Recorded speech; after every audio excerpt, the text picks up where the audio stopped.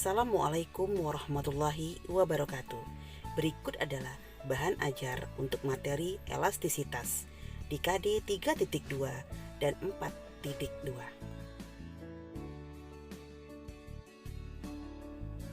Saat sedang berkendara, kamu pasti pernah melewati polisi tidur di jalan.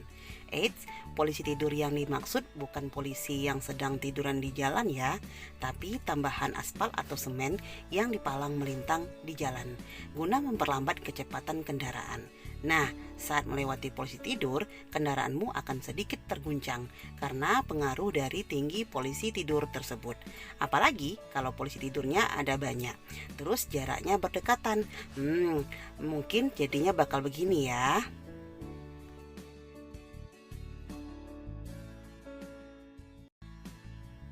Untungnya, setiap kendaraan memiliki alat yang berfungsi untuk mengatasi setiap guncangan yang terjadi di sepanjang perjalanan.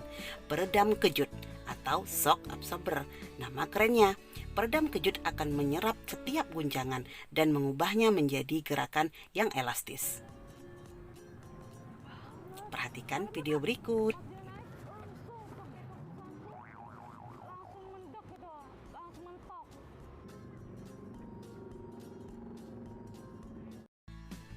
Perlu kamu ketahui, peredam kejut sangat penting untuk keselamatan.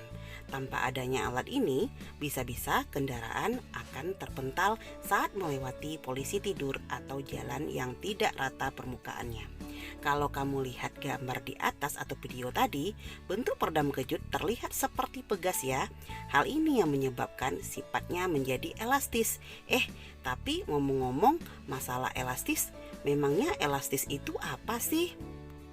Elastisitas. Apa itu elastisitas? Baik, kita melakukan eksperimen dulu dari dua bahan berikut, pegas dan plastisin. Pegas akan kembali ke bentuk semula setelah ditarik, sedangkan lilin mainan akan berubah ke bentuk yang baru, yaitu menjadi lebih panjang. Pasti itu jawabannya, tapi kenapa bisa begitu ya? Jadi gini, pada dasarnya semua benda yang ada di bumi dapat mengalami perubahan bentuk atau disebut deformasi apabila diberikan sejumlah gaya. Kemudian seperti itu ya percobaan itu tadi.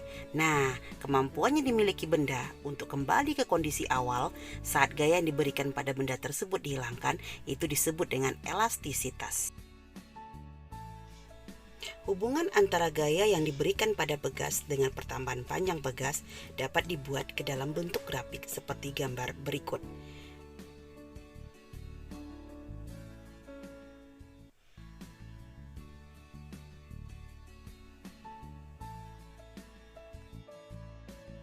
Dari grafik ini, apabila gaya F semakin diperbesar hingga melewati titik B, batas elastisitas sudah terlampaui. Akibatnya, setelah gaya F dihilangkan, pegas tidak bisa kembali ke bentuk semula atau bersifat plastis. Balik lagi ya ke seberapa besar gaya yang diberikan pada benda tersebut.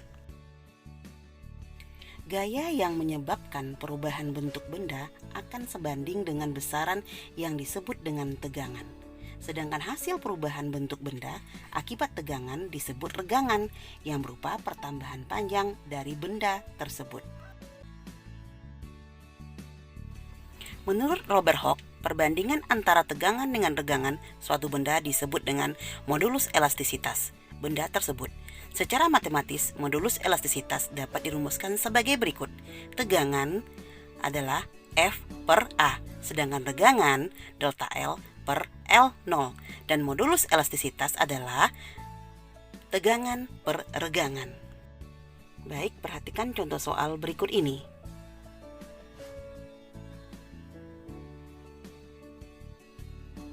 Pertama-tama, marilah kita mencari besar tegangannya terlebih dahulu.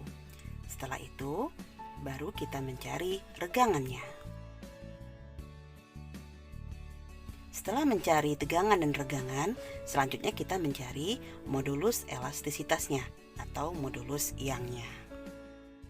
Berdasarkan eksperimen sebelumnya, kamu jadi tahu kalau sifat elastisitas suatu benda ada batasannya dan besar gaya yang diberikan suatu benda akan sebanding dengan pertambahan panjang benda tersebut. Hal ini juga telah lebih dulu disimpulkan oleh ilmuwan bernama Robert Hooke melalui percobaannya pada pegas. Oleh sebab itu, Hooke akhirnya membuat suatu hukum yang diberi nama dengan hukum Hooke.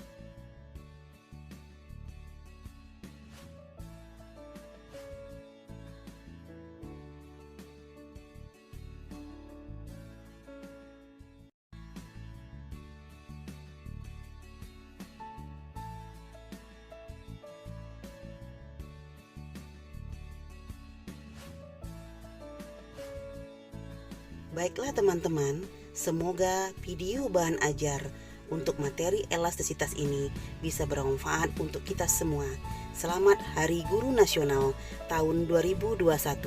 Assalamualaikum warahmatullahi wabarakatuh.